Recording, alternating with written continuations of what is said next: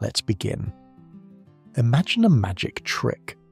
Not the kind where a rabbit pops out of a hat, but the kind where $4 billion disappears from the global economy and the magician vanishes into thin air, leaving behind nothing but a trail of cheap jewellery and plagiarised PDFs. In the wild west of cryptocurrency, scams are as common as bad haircuts. But this wasn't just a rug pull. This was a global hallucination. It was a financial cult led by a woman who called herself the Crypto Queen, wore ball gowns to business meetings, and promised to kill Bitcoin while standing on a stage at Wembley Arena. It involves the mafia, severed heads, fake blockchains, and a woman who is currently on the FBI's 10 most wanted list. It's a masterclass in how to sell absolutely nothing to absolutely everyone. This is the story of OneCoin. On the education trap. Imagine walking into a Ferrari dealership. You hand over $5,000 expecting a car. Instead, the dealer hands you a photocopied pamphlet on how to drive fast and says, "Technically, we aren't selling cars, we're selling the knowledge of cars, but here are some free tokens you can use to imagine a car later." That, in a nutshell, was the launch of OneCoin in 2014. Dr. Ruja Ignatova, an Oxford-educated lawyer with a history of fraud convictions in Germany, knew something very specific about human psychology. People want to get rich, but they hate doing homework. So when she launched OneCoin, she didn't sell cryptocurrency directly. Why? Because selling unregistered securities is illegal and gets the SEC breathing down your neck faster than a Karen at a manager's convention. Instead, OneCoin sold educational packages. These packages range from a starter level for around $100 to the Tycoon Trader package for thousands of euros. The hook was that by buying these PDFs on financial literacy, you received free tokens that could be used to mine OneCoin. It was a genius loophole. They weren't selling crypto, they were selling knowledge. Except the knowledge was garbage. It turned out that by 2015, savvy internet sleuths discovered that many of the materials in these expensive educational packages were plagiarized directly from Wikipedia and other free sources. You were essentially paying thousands of dollars for a printout of a web page you could have read for free while sitting on the toilet. The financial lesson here is about the product versus vehicle distinction. In legitimate multi-level marketing, which is already a stretch, there is a consumable product.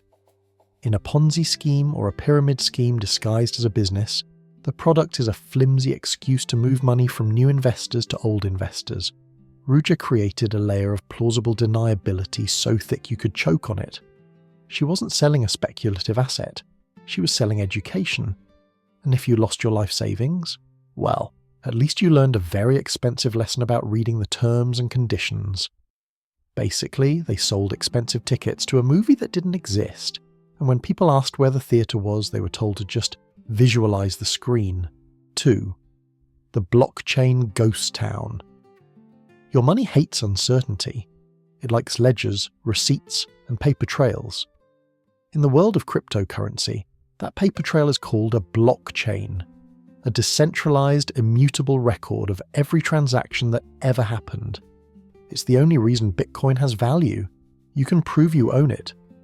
But throughout 2015 and 2016, as OneCoin started raking in hundreds of millions of dollars from investors in China, Europe, and the Middle East, there was a tiny, insignificant problem. OneCoin didn't have a blockchain. Let that sink in. They were selling a cryptocurrency that literally did not exist technically. It wasn't just a bad coin, it was a fictional coin. When Ruja stood on stages telling people that OneCoin was mining and transactions were processing, she was lying. The company claimed to have a private blockchain, distinct from Bitcoin's public one. They said it was faster, safer, and better. In reality, investigators and whistleblowers later revealed that OneCoin was essentially running on an SQL database.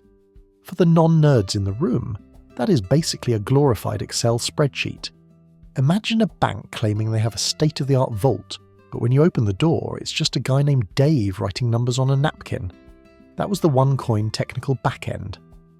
In October 2016, a recruitment drive reached a fever pitch, and they actually tried to hire a real blockchain expert, Bjorn Bjerke, to fix their mess. When Bjerke asked to see the current blockchain, he realised there wasn't one. He turned down the job and the massive salary because he realised the entire operation was a simulation. The mining bar on the users' dashboards that slowly filled up, it was just a scripted graphic. It was a video game where you pay real money to watch a number go up, but you can never cash out. The finance lesson here is proof of work. In crypto, value comes from the verification of the network. If a company claims to have a proprietary, secret technology that handles billions of dollars but refuses to let third-party auditors verify it, run. Run faster than a CEO realizing the feds are in the lobby. If the tech is invisible, the value is imaginary. Turns out it's really easy to have the fastest transaction speeds in the world when no transactions are actually happening. 3. The Wembley cult event. Let's talk about the vibe shift. Usually financial criminals try to stay in the shadows. They operate in back rooms, speak in hushed tones, and try not to draw attention to their illicit billions.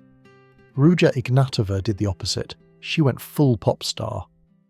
In June 2016, at the absolute height of the mania, OneCoin rented out the Wembley Arena in London.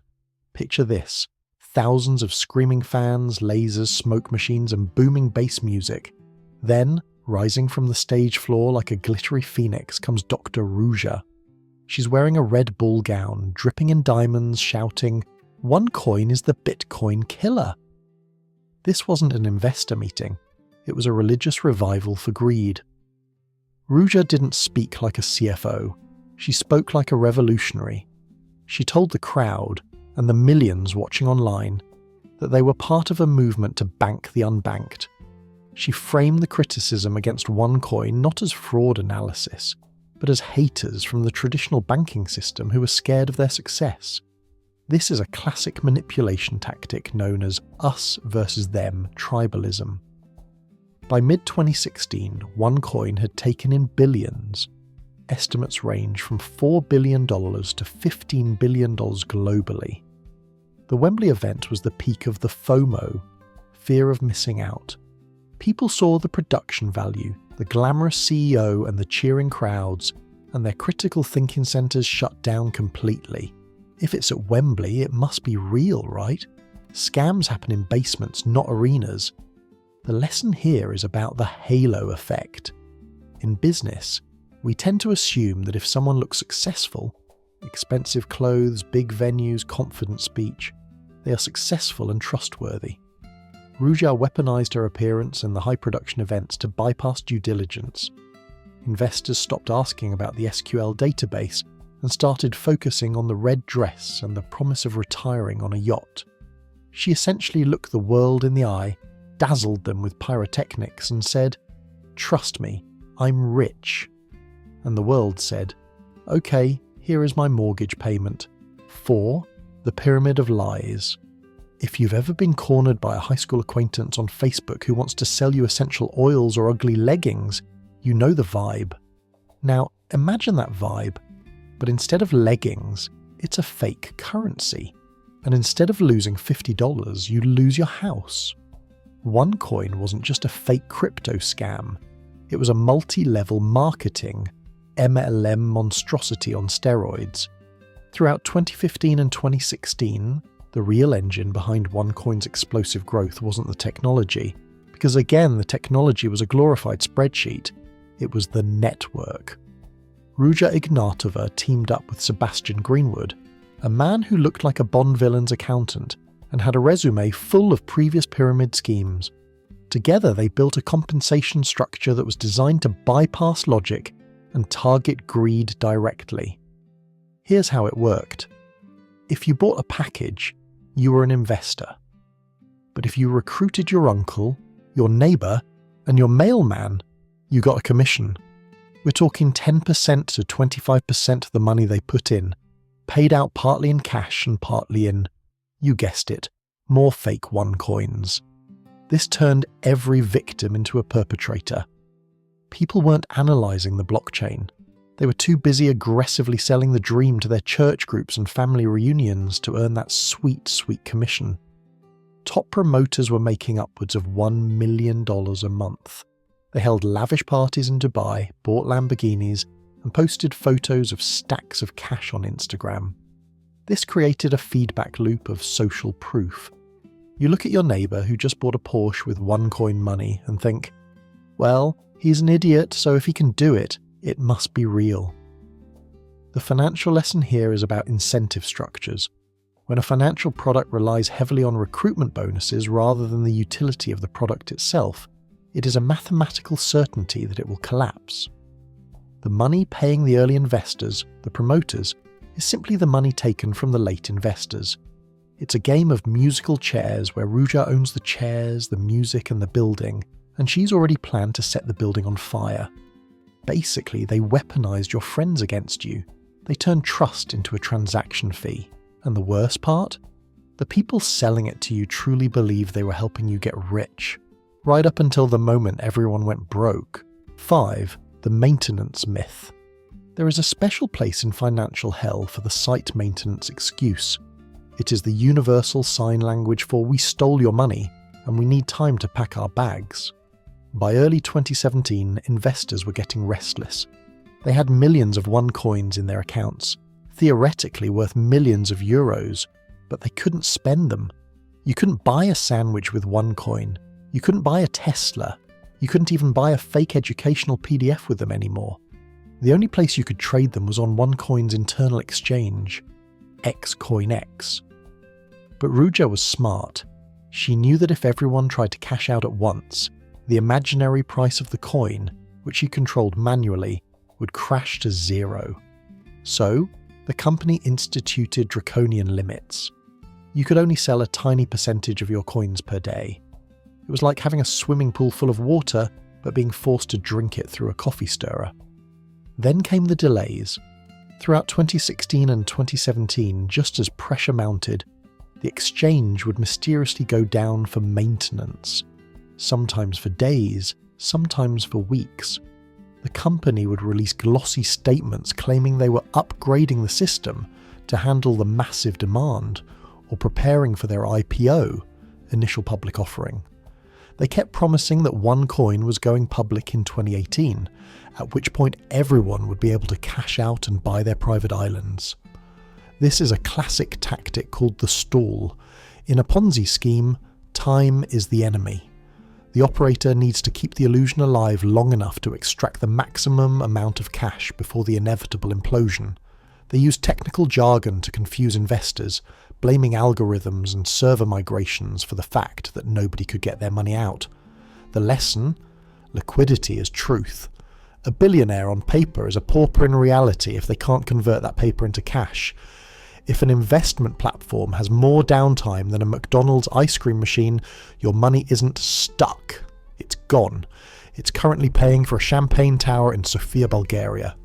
Spoiler alert, the maintenance was permanent. The only thing being upgraded was Ruja's escape plan. 6. The Ryanair escape. Usually when a billionaire CEO travels, it involves private jets, cavalcades of black SUVs, and an entourage of assistants.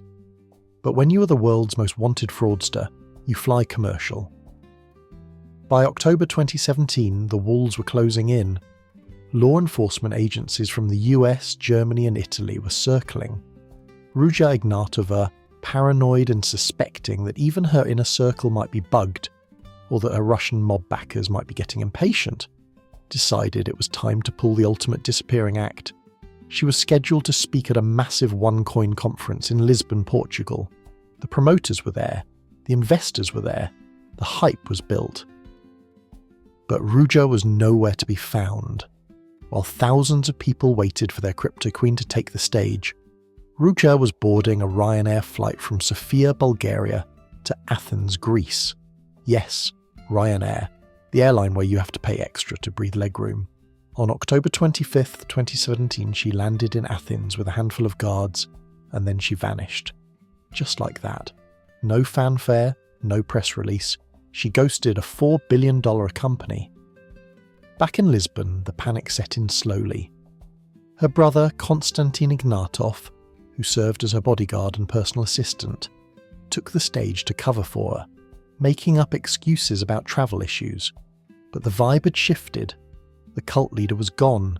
The Queen had abdicated, and she took the crown jewels with her. This moment marks one of the most bizarre events in corporate history. A CEO of a multi-billion-dollar financial institution didn't just resign, she evaporated. It was later revealed that she had been tipped off that the FBI had indicted her just days before. She ran with billions in stolen assets, likely converted into cash and diamonds, hidden in varying offshore accounts. The finance lesson here is key person risk taken to a catastrophic extreme.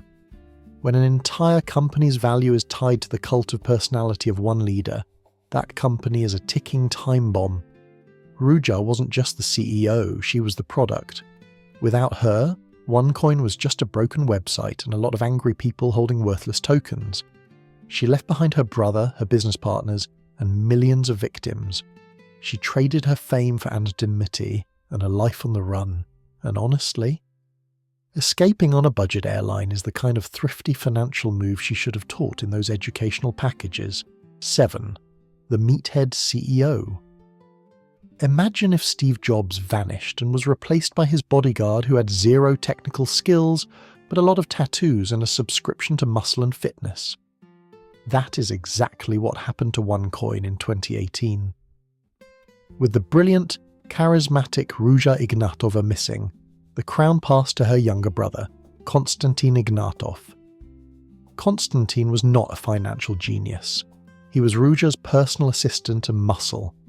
Before OneCoin, his resume reportedly involved forklift driving and mixed martial arts. Yet suddenly, he was the face of a multi-billion-dollar financial revolution. Throughout 2018, Konstantin toured the world trying to keep the sinking ship afloat. He held meetings in hotels, lying through his teeth.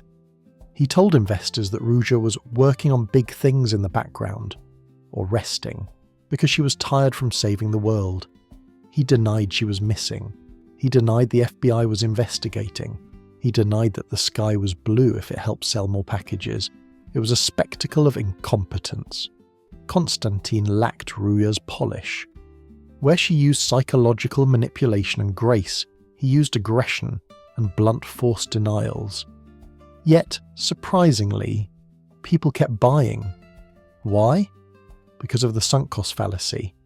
Investors had already put in so much money that acknowledging Konstantin was a clown meant admitting they had been scammed. So they doubled down. They cheered for him.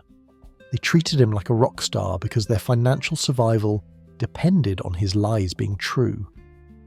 The ride ended in March 2019 at Los Angeles International Airport.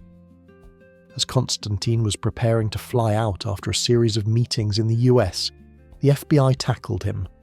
He was arrested on wire fraud conspiracy charges. The replacement king didn't even make it to the throne room. He went straight to a holding cell. The financial lesson here is about leadership continuity. In legitimate business, succession plans are boring documents filed with the SEC. In a criminal enterprise, succession is a desperate scramble to find the next patsy. When a company's leadership shifts from an Oxford scholar to a guy who looks like he bounces at a dive bar, it's a sign the exit scam is in its final messy phase. Basically, they replaced the magician with the guy who sweeps the stage, and he got caught trying to steal the rabbit. 8. The $400 million lawyer. You might be wondering, how do you actually hide billions of dollars? You can't exactly stuff it under a mattress, and banks tend to ask questions when you walk in with duffel bags marked crime money. You need a professional washer. Enter Mark Scott. Mark Scott wasn't a shady underworld figure in a trench coat. He was a partner at Locklord, a prestigious US law firm. He had the suits, the credentials, and the arrogance. In 2016, Ruja hired him to help manage her assets. Over the next year or so, Scott set up a series of fake private equity funds, ironically named the Finero Funds, in the British Virgin Islands and the Cayman Islands. Scott took approximately $400 million of dirty OneCoin money and processed it through these funds to make it look like legitimate investments from wealthy European families. He was the laundromat. For his services, he reportedly paid himself $50 million. He used this money to buy a 57-foot yacht, multi-million-dollar condos in Cape Cod, and luxury cars. This is where the story shifts from scam to international money laundering conspiracy. Throughout 2018 and 2019, as the FBI unraveled the web, they found that Scott had essentially acted as a bridge between the criminal underworld and the legitimate banking system. He argued in court that he didn't know the money was stolen. He thought Ruja was just a rich entrepreneur. The jury didn't buy it. In November 2019, he was convicted of money laundering and bank fraud. The financial lesson here is layering. Money laundering has 3 stages: placement, putting cash into the system; layering, moving it around to confuse the trail; and integration, buying yachts so it looks clean. Mark Scott was the master of layering. He proved that even high-end lawyers at top-tier firms can be bought if the commission is fat enough. It turns out wearing a $5,000 suit doesn't make you ethical. It just makes you a well-dressed accomplice. He traded his law license for a prison sentence, all to help a woman who had already abandoned him. 9. The mafia and the murder. Up until now, this story has been about greed, bad tech, and tacky events. Now we have to turn the lights off, because it gets genuinely dark. We're moving from white-collar crime to red-collar crime. As investigators and journalists dug deeper into OneCoin in 2019 and 2020, a terrifying theory emerged. What if Ruja Ignatova didn't just run away? What if she was taken out? Reports began to surface linking Ruja to Ristoforos Amanatidis, also known as Taki, a suspected Bulgarian drug lord. The theory goes that OneCoin wasn't just a Ponzi scheme, it was a massive washing machine for drug money. Ruja was the face, but Taki was the muscle. In July 2020, 2 OneCoin promoters, Oscar Brito and Ignacio Ibarra, were found dead in Mexico. Their bodies had been stuffed into suitcases and dumped in a vacant lot. This wasn't a banking error. This was a cartel-style execution. It sent a chill through the remaining OneCoin community. It wasn't just about losing money anymore. People were losing their lives. Then, in early 2023, a report from a Bulgarian investigative outlet claimed that documents found in the possession of a murdered police official suggested Ruja herself had been killed back in November 2018 on a yacht in the Ionian Sea. The report alleged that Taki ordered the hit to cut loose ends, and that her body was dismembered and tossed overboard. However, the FBI keeps her on the 10 most wanted list. Why? Because in the world of high-stakes fraud, faking your own death is the ultimate exit scam. If everyone thinks you're fish food, they stop looking for you. Whether she's sleeping with the fishes or sipping martinis in Dubai with a new face, the reality is that OneCoin was protected by dangerous, violent people. The lesson here is counterparty risk. Usually this means the risk that the other party in a contract won't pay up. In the case of OneCoin, the counterparty risk was that the people managing your money might literally be the mafia. When you invest in unregulated, opaque schemes run out of jurisdictions with weak rule of law, you aren't just betting on the market, you're betting that the drug lords stay happy. Basically, this wasn't just a fraud. It was a horror movie where the monster eats your retirement fund and then comes for the cast. 10. The zombie apocalypse. Usually when the CEO is arrested, the founder is missing, and the product is proven fake, a company dies. It files for bankruptcy, the lights go off, and everyone goes home to cry. But OneCoin didn't die. It turned into a zombie. Throughout 2020 and 2021, long after the FBI had exposed the fraud and Constantine was singing like a canary in federal court, the OneCoin network, rebranded as One Life, kept operating. It was a testament to the terrifying power of cognitive dissonance. Thousands of investors simply refused to believe they had been scammed. They created conspiracy theories claiming that Constantine was forced to lie by the deep state, or that Ruja was actually working with secret government agencies to implement a new world financial order. To keep the faithful engaged, the remaining promoters pushed a platform called Deal Shaker. Since you couldn't exchange OneCoin for dollars, euros, or even dirt, they told you to spend it on goods and services within the network. The result was a bizarre bazaar of desperation. You had people trying to trade tens of thousands of euros worth of OneCoin for overpriced herbal supplements, discount coupons for restaurants in obscure towns, or questionable real estate deals. Imagine trading your life savings for a crate of organic soap and a discount on a haircut in Bucharest. That was the reality for victims who couldn't face the truth. In 2021, authorities in Cordoba, Argentina, had to intervene to stop OneCoin promoters who were still recruiting locals. The scam had mutated. It was no longer about the coin, it was about keeping the community alive so the early adopters didn't have to admit they were villains. The financial lesson here is sunk cost fallacy, combined with cult dynamics. When people tie their identity and their social circle to an investment, facts become irrelevant. To admit the money is gone is to admit they are fools and that their friends are liars. So, they choose the comfortable lie over the expensive truth. They kept dancing on the deck of the Titanic long after the ship had hit the ocean floor. Basically, the company was dead, the money was gone, but the group chat was still very active. 11. The $5 million woman. There are exclusive clubs you want to be in, like Soho House or the Billionaires Club. Then there are clubs you definitely don't want to be in, like the FBI's 10 Most Wanted Fugitives list. In June 2022, Ruja Ignatova achieved a historic milestone. She became the only woman on the FBI's top 10 most wanted list. She was placed right next to cartel leaders and murderers. It was the ultimate recognition of her achievement. She wasn't just a scammer, she was a threat to the global financial system. For years, the reward for information leading to her arrest was $100,000. Apparently, the US government realized that $100K isn't enough to make someone betray a woman sitting on billions of dollars. So in June 2024, the US State Department upped the ante. They increased the reward to $5 million. This put a massive target on her back. Suddenly, every waiter, plastic surgeon, and luxury yacht captain in the Mediterranean became a potential bounty hunter. The FBI released updated, age-progressed photos, speculating that she might have had plastic surgery, dyed her hair blonde, or gained weight. They noted that she travels with armed guards and associates with Eastern European organised crime groups. This part of the story turns OneCoin into a spy thriller. We are talking about a woman who could be anywhere.